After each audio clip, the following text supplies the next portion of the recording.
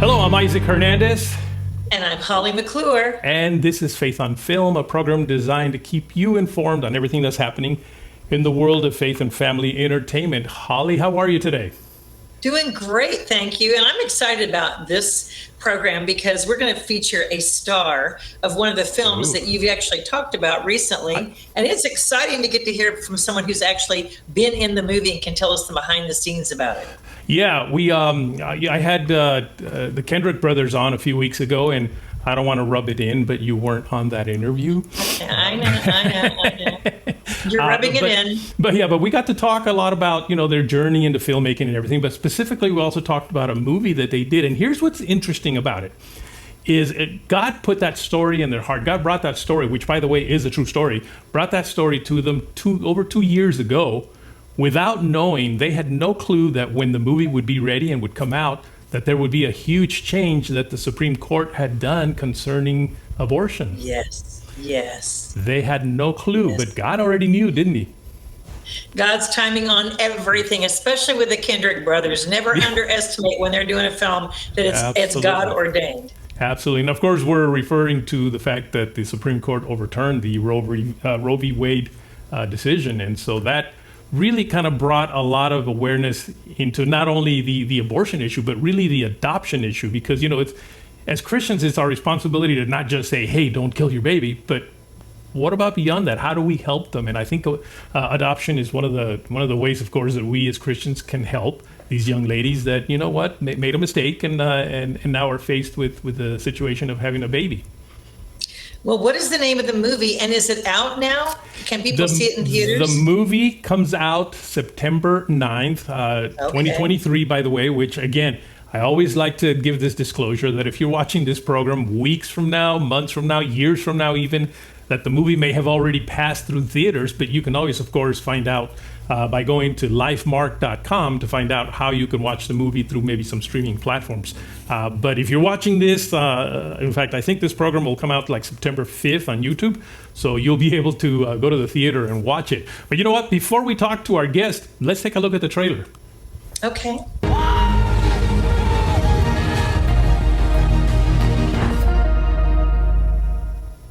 Are you okay with people knowing that you're adopted? Yes. Mostly. Not really. Do you remember asking to see that when you were about 8 years old? How old were they? I think she was 18, and he was 17. I honestly had no idea that this many people were wanting to adopt. Imagine how scared she must have been. She was pregnant when she graduated, and then the decision to place you for adoption. God, if you're there, please protect him and watch over him. There's a birth mother on the line with a question for you. It must have been the hardest decision of her entire life. Hello? But she loved you, and I'm so glad that she made the choice that she did.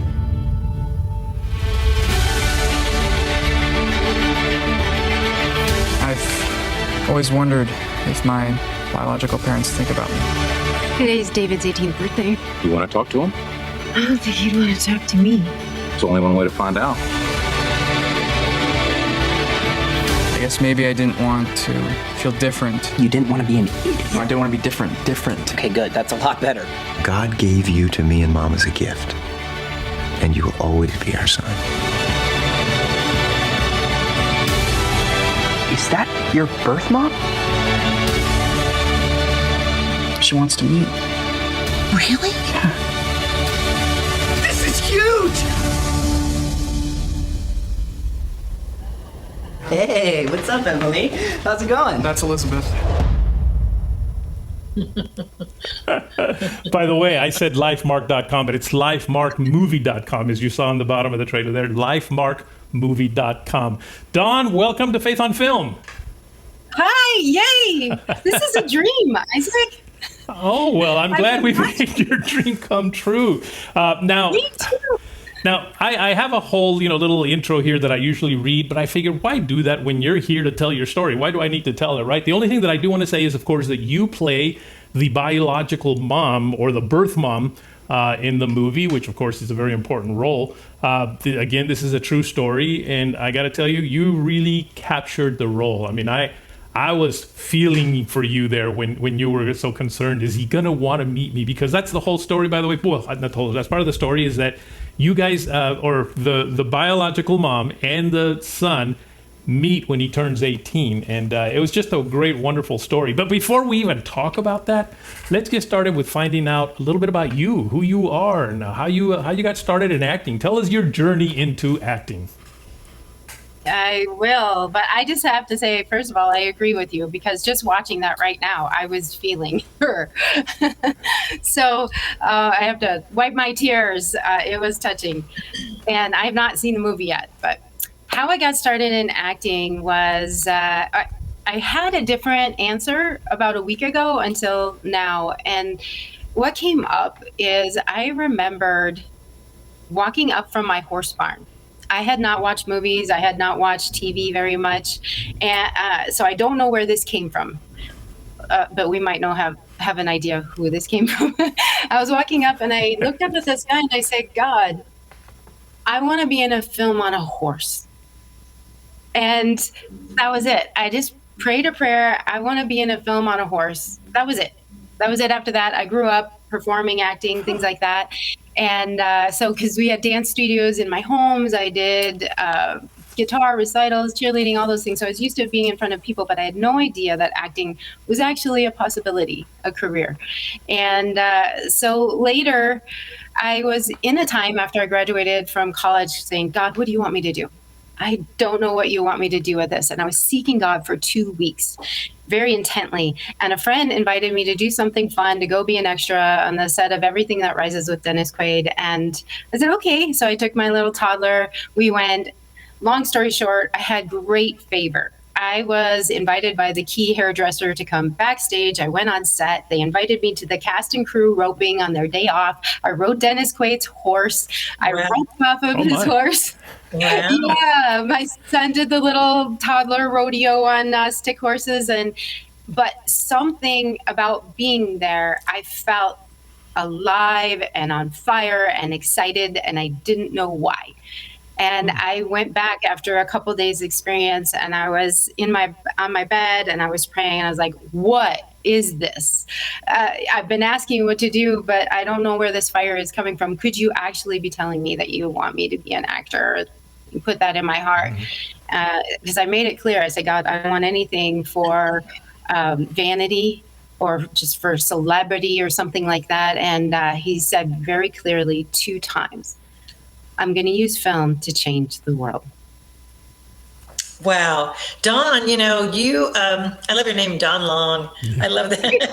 It's such a great name for Marquis, Don Long. I like it. I like it. You are starring in a Kendrick's Brothers film, which, I've followed their career since the very first movie they came out with. So it's fun to see each film they get better and better. And with each film, they do something that touches an area of everyone's life. If someone in your life has been affected by the subject and the topics that they cover, what was it like being in their movie?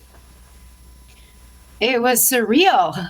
First of all, being with Alex Kendrick, I always saw him up there and he's like a mentor, and now he's my husband. So when I saw him on the screen. In the movie, right? Yes. When I saw him on the chemistry test on my screen, because they didn't tell me who I was chemistry testing with on the first chemistry test, and I saw him, I went, oh, okay. This is how we're rolling. All right. So, and it was glorious. Everything you can imagine and want the Kendrick brothers to be, Kirk Cameron to be, and their sets to be, that's what it's like. I have to tell you, I barely recognize Kirk Cameron, because in my mind, I always think of the dark-haired young Kirk Cameron. Right. And then you see him, you're like, oh, he's getting older, which of course we all are, but you just don't connotate that with him. You don't think that. Well, I have to say this for him. They actually had to make him older and younger. He is actually in the middle of what he is in this film. So they had to grade him, and then they had to euthanize him.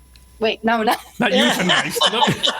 Okay. I'm sure Kirk will appreciate that. You euthanized him. Make him more youthful, yes. I thought that, youthfulnism. There you go. Youthful. I like that. Thank You know, Holly, I thought the same thing when I saw the movie, because at first he came out as this older gentleman. I thought, oh my goodness, Kirk is getting old. Then I realized, oh, wait a minute, they've made him up to look older, because afterwards he came out looking younger. I'm like, okay, that was dumb of me to think he had gotten that old. Hey, it's movie magic. You know, I have to ask you, Don, because Alex is known for, in his movies, that man can make me cry every single movie that he ever makes. He does something with his voice, and I tell you, he can bring tears. But it looks like you had a lot of crying scenes in this movie. And were you the one? Did both of you do it, or were you the one that had to do the tears? And was it hard? Well, first of all, in acting, you try not to have to do tears, but I watched Melissa so often and I wanted to represent her well. I just wanted to be in there, and then the tears can't help but come. But yes, I did a lot of emotional scenes, and I didn't know if I was geared up for it. I've been through some things in my life, and I cried mostly at happy things. And sad things I was kind of desensitized to. So I really had to pray about it. But then when I got in, and I fell in love with Melissa before I ever played her. I fell in love with David before I ever had him as my film son. And so it just came. Thank Wow. God. So did you tell us a little bit about her story, because it's based on a true story. Was she on set then, obviously? Was she on set with you? Was she there, or tell that story? Yes, I love her. She's a courageous, bold person. What you see in the film of her is her. That's what she says anyway, but she's probably times 10 or 100. She's very bold and full of life and zeal, but she's also very open about her vulnerabilities, and I love that about her. She's just real. And so it was really easy to play someone like that. And I wanted to do it justice. Now, I noticed again in the little write-up that I read on you that, you grew up horseback in the woods, dance studio, teaching runway modeling, but also that you do a lot of hiking, cross-country skiing. I mean, you do all sorts of things. Now, in the movie, there's a scene where you skydive. I want to know, did you really skydive on this thing? You can't miss that. Oh man, are you? Did I just ask you to ruin the scene? Yes, I so wish I could tell you yes.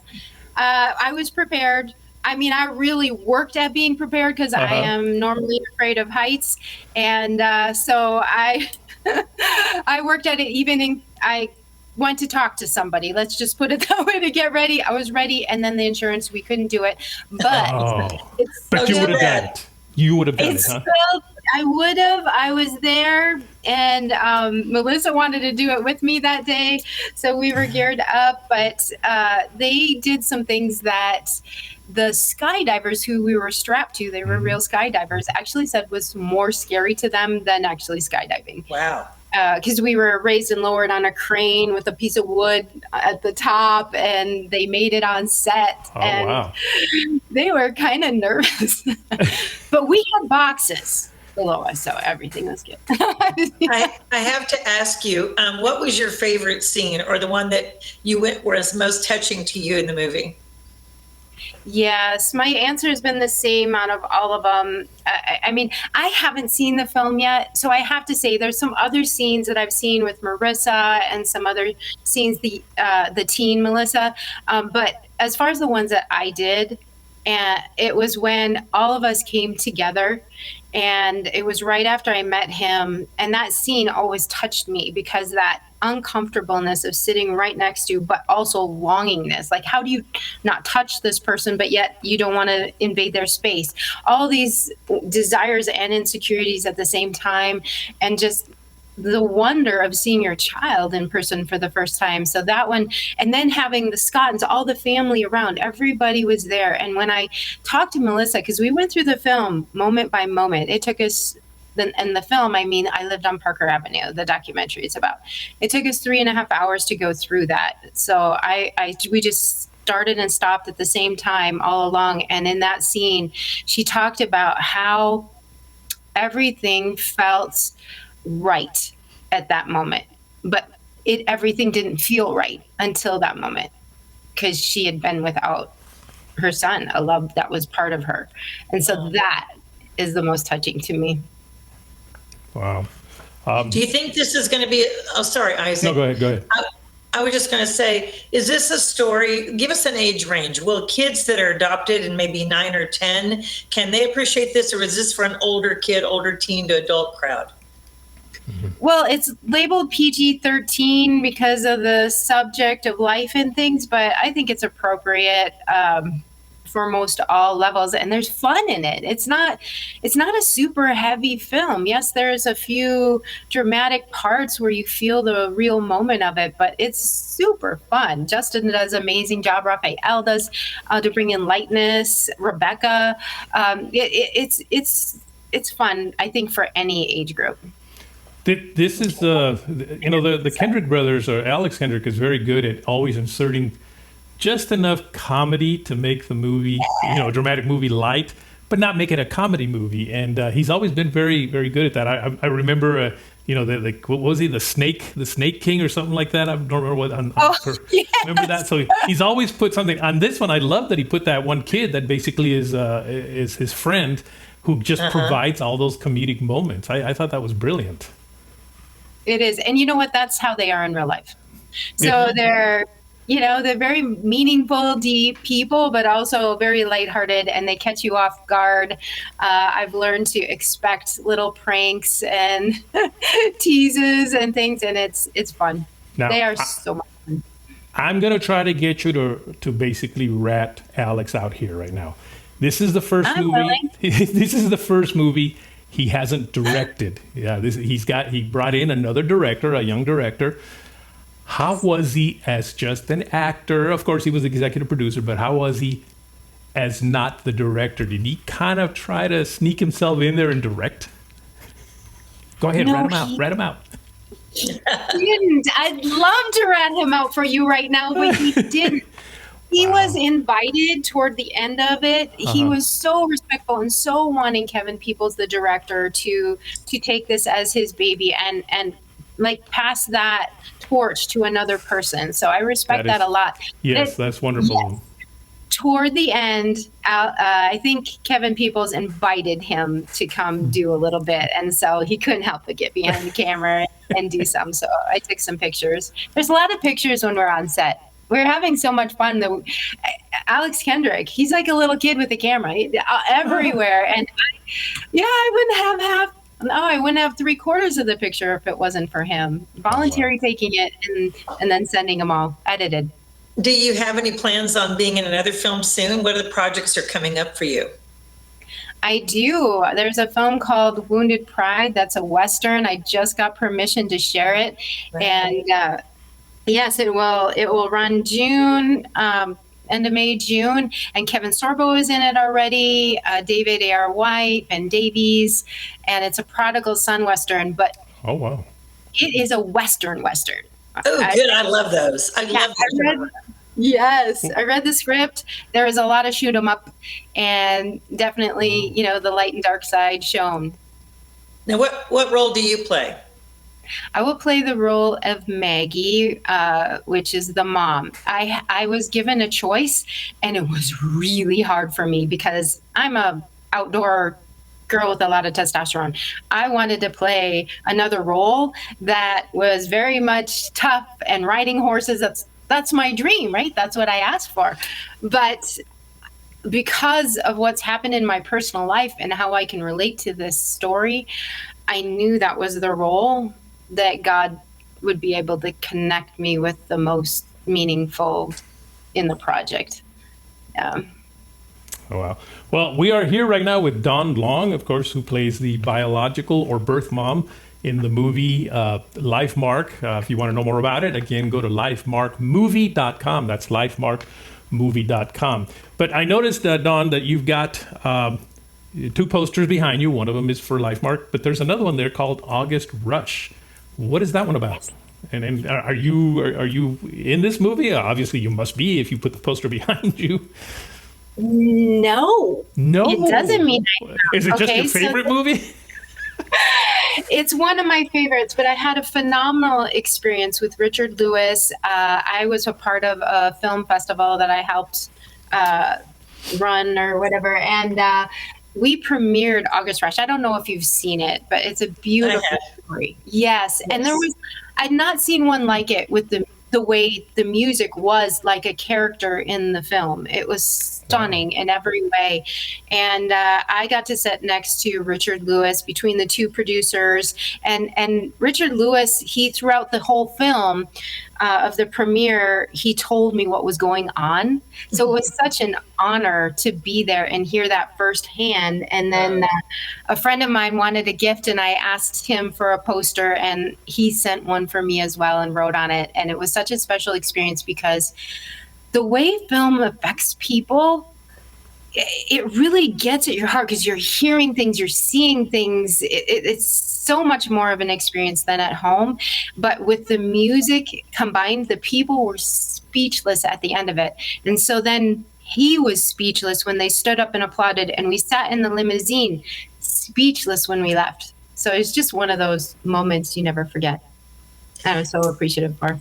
And it affects you like that, as I think this film, LifeMark, will affect some people like that. I think they're going to walk out and be touched. And even if they don't have adoption in their family or their history, like I said, most people know somebody. And if not, just these days, caring for children, what an important responsibility that is. And saving a life, as we all know, pro-choice, yay. It's all about love.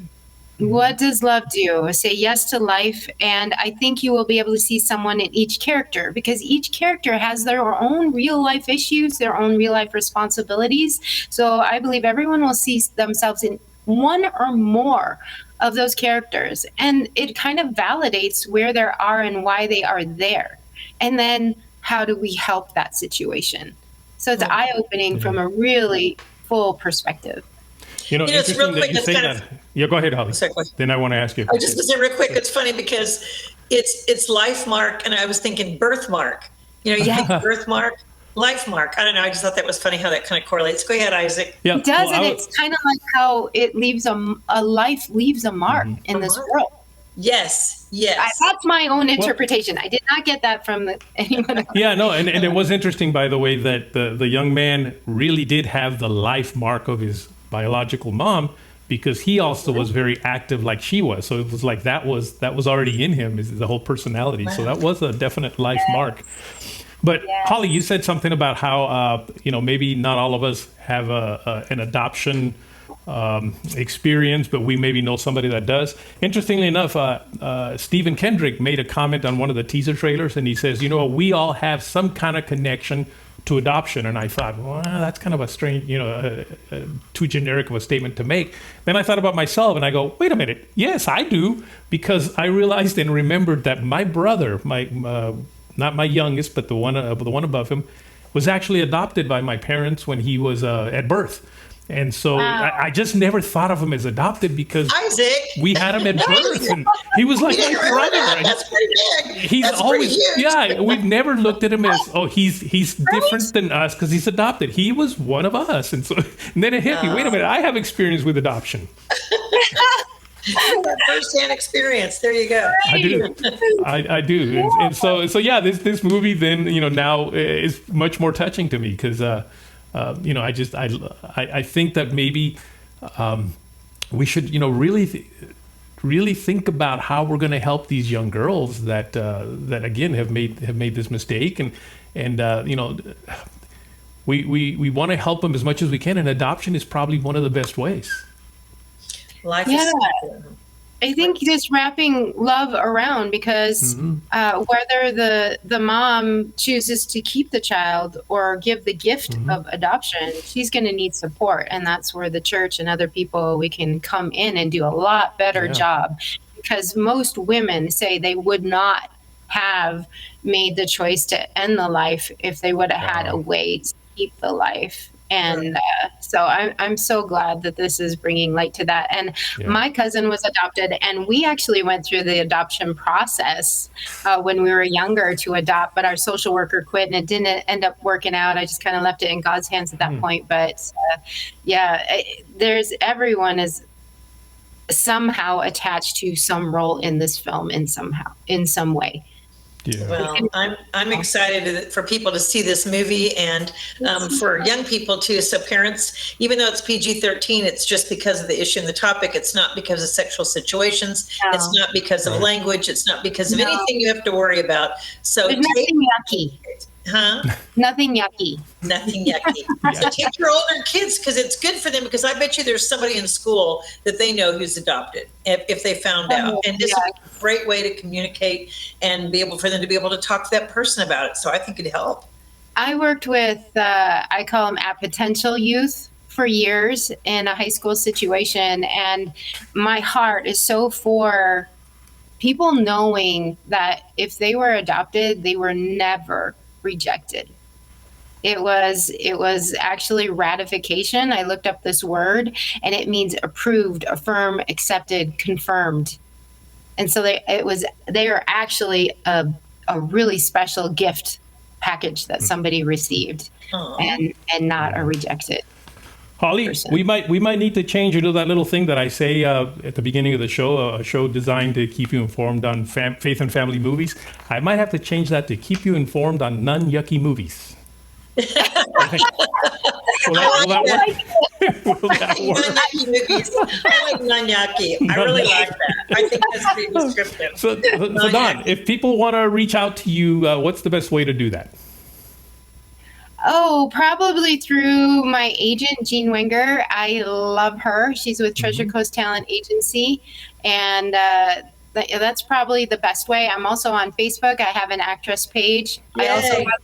I also have it's Dawn Long actress, but I also have a website. I just thought of that. It's dawn-long.com. Okay, Wonderful. I think that's the one we'll really ask people. Go to your website, and then that way they can hopefully just contact you that way. Just a lot of times just to say a little prayer. It's been fun having you on. I've so enjoyed your story. Thanks for joining us, Don. And folks, don't forget, if you want to know more about the movie, go to lifemarkmovie.com. That's lifemarkmovie.com. And of course, we want to hear from you. If you need to write us and just say, you know what? All you have to do is tell us, hey, I'm Sandy from Podunk, Iowa. Is there a Podunk, Iowa, for reals? Or I just heard people always say that. If you're from Podunk, Iowa, we want to hear from you. But we just write us a note and just let us know that you're out there and you're watching. You can write us at faithonfilmtv@gmail.com. That's faithonfilmtv@gmail.com. And of course, you can follow us on Facebook, Instagram, and Twitter at Faith on Film TV. And very important, right, Holly, that they check out our YouTube channel and hit that little subscribe button. All they got to do is go to YouTube and look for Faith on Film TV and watch all the shows that are there. And then, of course, hit that little subscribe button. Dawn, thank you so much for being on the program. Thank you. Thank you so much. This is a dream. Thank you. Come true. Well, it was fun having you on, and we're going to encourage everyone to go see the movie and keep in touch with us and let us know the next project you're on. You said that Western, so let us know when it's going to come out. I'm going to see that. Yes. We'd love to hear more We'll about have you that. back. Okay. All right, Thank you so much. Holly, we'll see you next week again, folks. Until then, take See you care. next week.